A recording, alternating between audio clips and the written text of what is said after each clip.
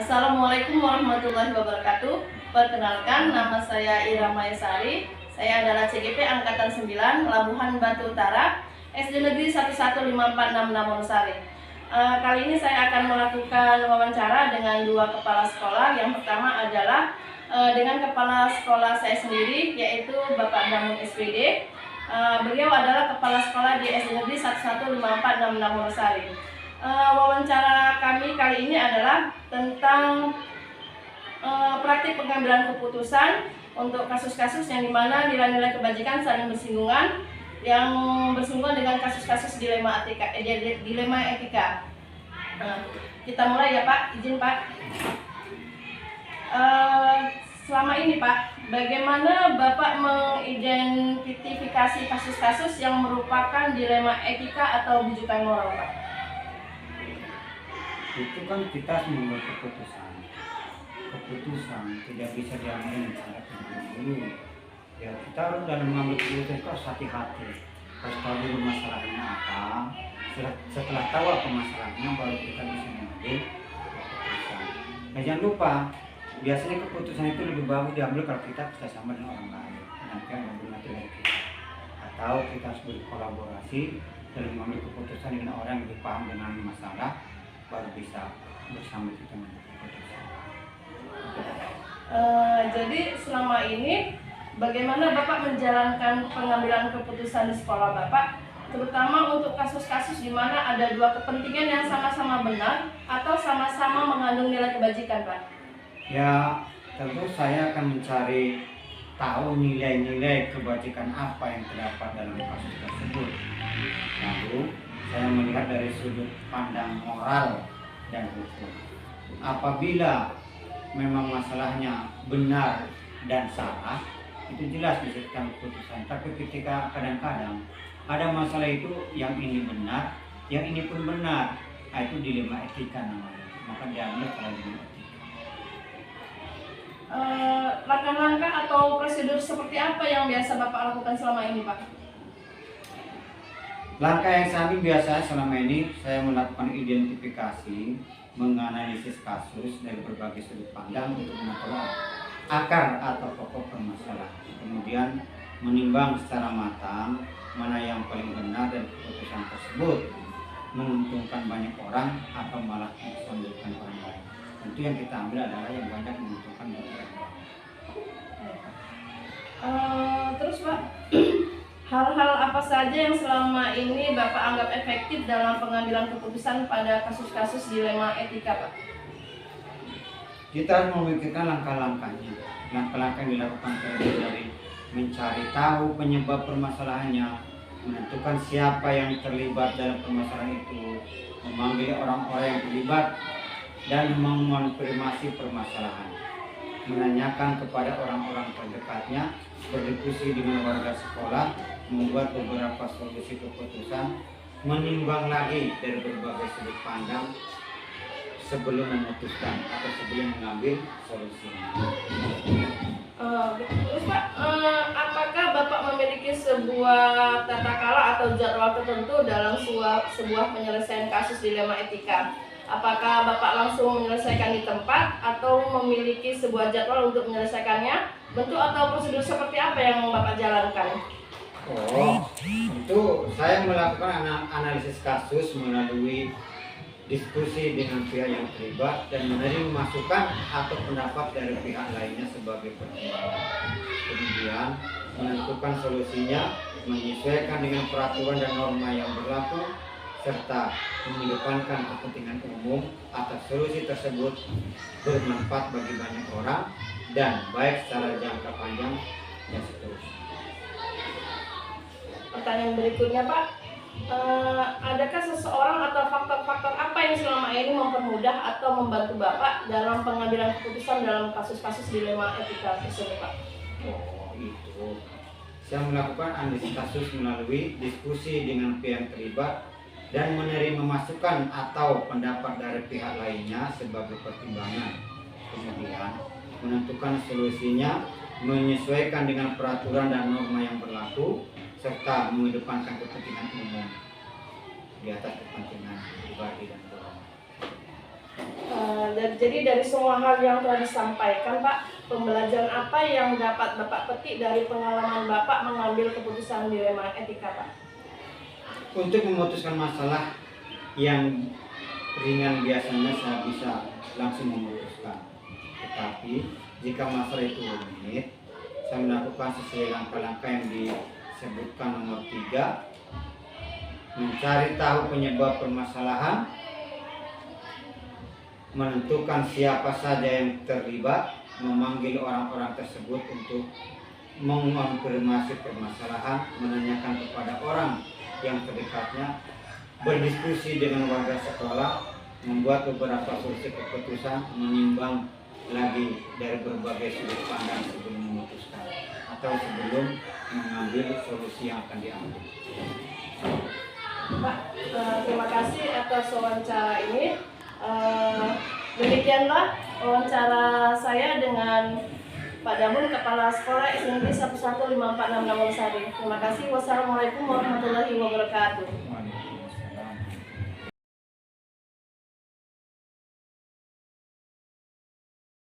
Warahmatullahi wabarakatuh. Perkenalkan, nama saya Ira Mayasari. Saya adalah CGP Angkatan 9 Labuhan Batu Utara, SD Negeri 11546 Namorsari. Kali ini saya akan melaksanakan wawancara sesi kedua, yaitu bersama dengan Kepala Sekolah TK SD 1 Atap 11546 Namorsari, yaitu Ibu Yusani Sarjana Agama. Mohon maaf Ibu, kalau saya mengganggu waktunya sebentar Bu. Jadi ada beberapa pertanyaan yang ingin saya tanyakan kepada Ibu mengenai dilema etika Bu. Yang pertama, selama ini bagaimana Ibu dapat mengidentifikasi kasus-kasus yang merupakan dilema etika atau rujukan moral Bu? Terkait istilah dilema etika atau rujukan moral, saya kurang familiar terhadap istilah tersebut, di mana ketika menghadapi masalah yang bermacam-macam di sekolah, saya selalu berusaha untuk memahami dulu akar permasalahannya, supaya saya tidak salah dalam mengambil keputusan. Saya harus bisa mengidentifikasi apakah ini masalah bisa diselesaikan dengan cara musyawarah, secara kekeluargaan, atau harus melibatkan ranah hukum. Gitu ya Bu ya. Jadi bagaimana Ibu menjalankan pengambilan keputusan di sekolah Ibu, terutama untuk kasus-kasus di mana ada dua kepentingan yang sama-sama benar atau sama-sama mengandung nilai kebajikan Bu?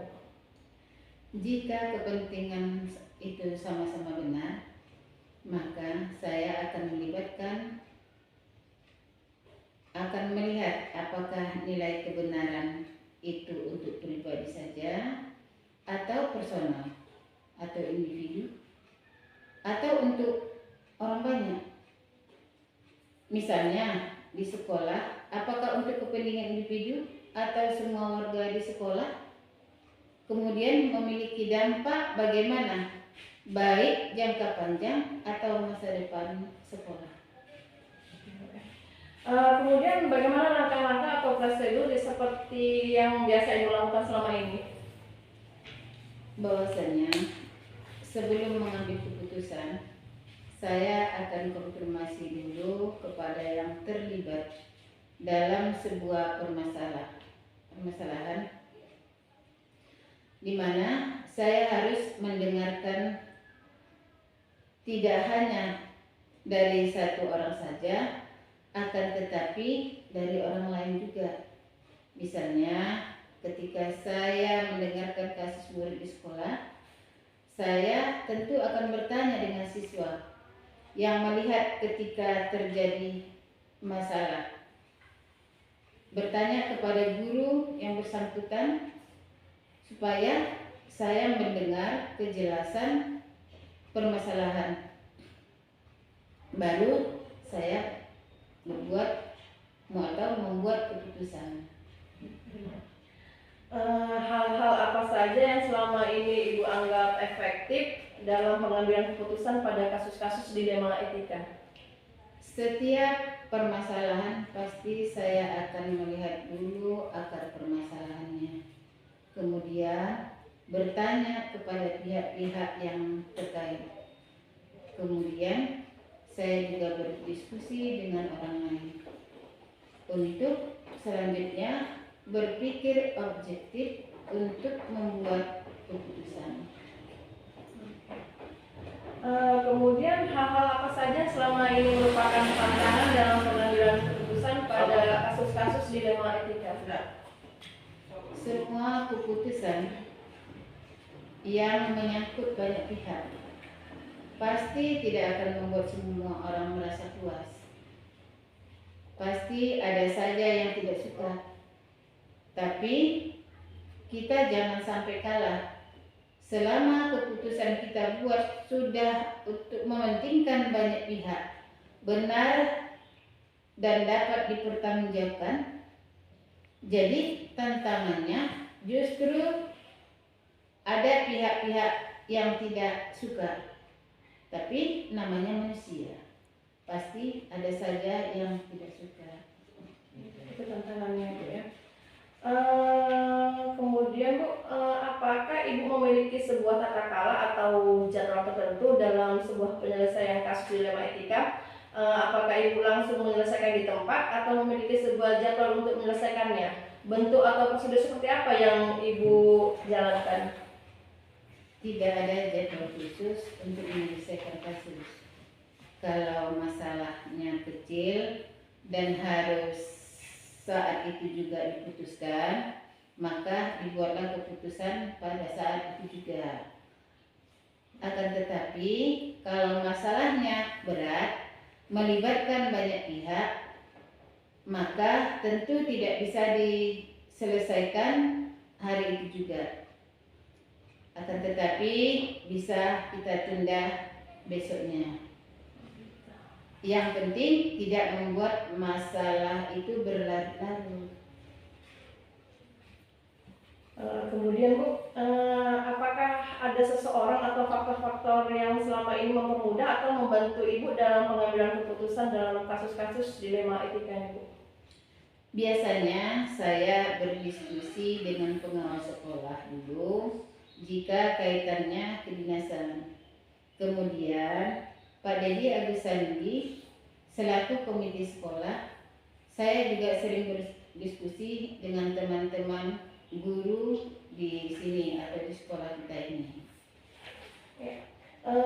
Jadi dari semua hal yang telah Ibu sampaikan, Bu, pembelajaran apa yang dapat Ibu petik dari pengalaman Ibu mengambil keputusan dilema etika?